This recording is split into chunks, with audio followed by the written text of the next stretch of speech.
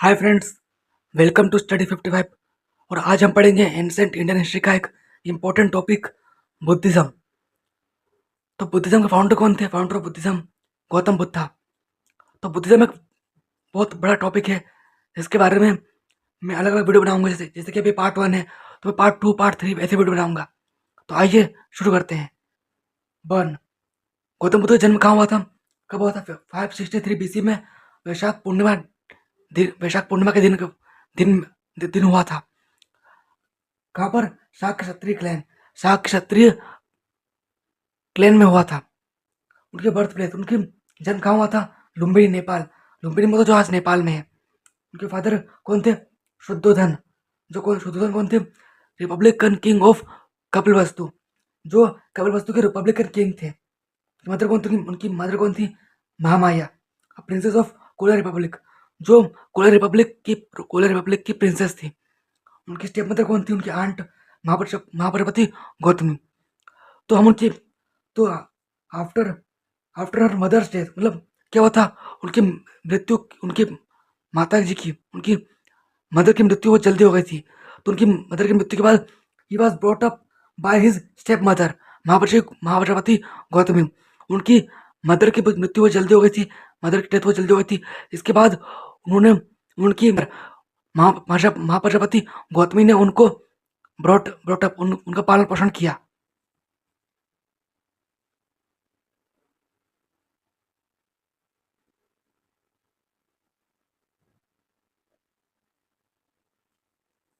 His father married him at an early age to Yashodhara, princess of Shakya dynasty, from whom he had a son Rahul.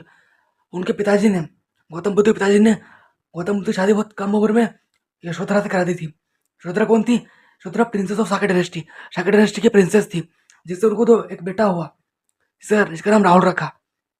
Four sides, जैसे कि हम जानते हैं कि एक बार क्या हुआ था कि गौतम बुद्ध ने अपने सारथी को कहा था कि चलिए हम बाहर घूमने चलते हैं।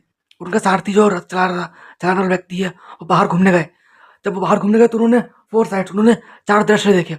कौन कौन से? इन इन ओल्ड मैन, एक बूढ़े व्यक्ति का, डिसीज्ड पर्सन, एक बीमार व्यक्ति का, डेड बॉडी, एक एक मृत शरीर का, इन एक और एक इन एस्थेटिक, एक तपस्वी का। तो गौतम बुद्ध ने जब ये चार दृश्य देखे तो वो सोच में पड़ गए कि ये क्या हो रहा है, ये मैं क्या देख रहा हूँ। क्योंकि उनके पिताजी ने उनको बचपन से ही घर के अंदर जो जो ना किला था उसके अंदर रखा था, उनको भी घर से बाहर नहीं निकलने दिया था। तो ये सब चीज देखकर वो चौंक गए थे और वो सोच विचार करने लग गए थे कि ऐसा क्यों हो रहा है। तो इन सब दृश्यों को देखने के बाद वो काफी प्रभावित हुए और उन्होंने prove to be a turning point in his life. इन सब दृश्यों को देखने के बाद ये सब दृश्य उनके जीवन में एक टर्निंग पॉइंट साबित हुए। इन सबको देखने के बाद वो काफी प्रभावित हुए। At 29 one day he renounced home and this was his Mahavinishkramana and became a wandering ascetic। क्या हुआ? 29 साल की उम्र में एक दिन उन्होंने घर त्याग दिया और ये उनका महाविनिष्क्रमण था। और वो एक इधर उधर घूमने वाले तपस्वी बन गए। क्या हुआ? जैसे कि हम जानते हैं कि एक दिन उन्होंने घर छोड़ दिया। वो उनकी पत्नी और बेटे राहुल के साथ सो रहे थे तो उन्होंने घर छोड़ दिया और यहाँ से वो उन्होंने घर छोड़ दिया और उनका यहाँ से उनका महाविनिष्क्रमण कहा जाता है और वो एक इधर उधर घूमने वाले तपस्वी बन गए। His first teacher, Kalam, Sankhya philosopher from whom he learned the technique of meditation। उनके पहले टीचर कौन थे? अलार कलाम, जिससे उन्होंने, जो सांख्य फिलोसफर थे, जिससे उन्होंने क्या था, टेक्निक सीखी थी मेडिटेशन की। उनके नेक्स्ट टीचर कौन थे? उद्रक रामपुत्र। उनके नेक्स्ट टीचर थे।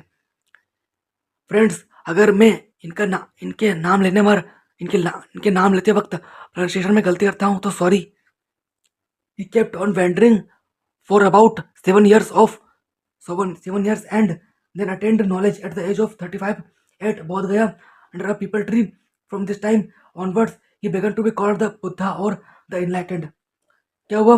वो 7 साल तक तो ऐसे ही भटकते रहे, 7 साल तक भटकते रहे। उसके बाद उन्हें 35 साल की उम्र में पीपल ट्री, एक पीपल के पेड़ के नीचे बोध गया में ज्ञान की प्राप्ति हुई। और इस समय से वो बुद्धा और इनलाइटेंड कहे जाने लगे। तो क्या हुआ?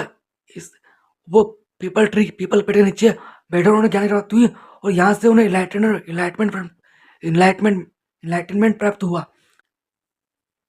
उसके बाद क्या हुआ?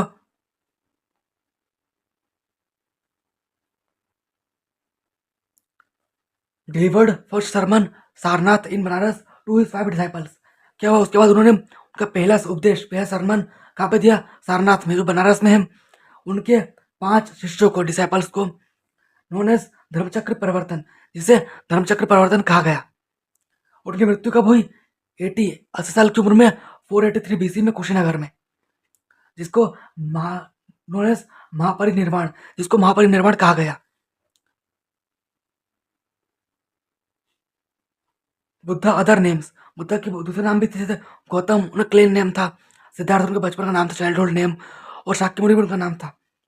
His missionary activities did not discriminate between the rich and poor, the high and the low, the men and the women।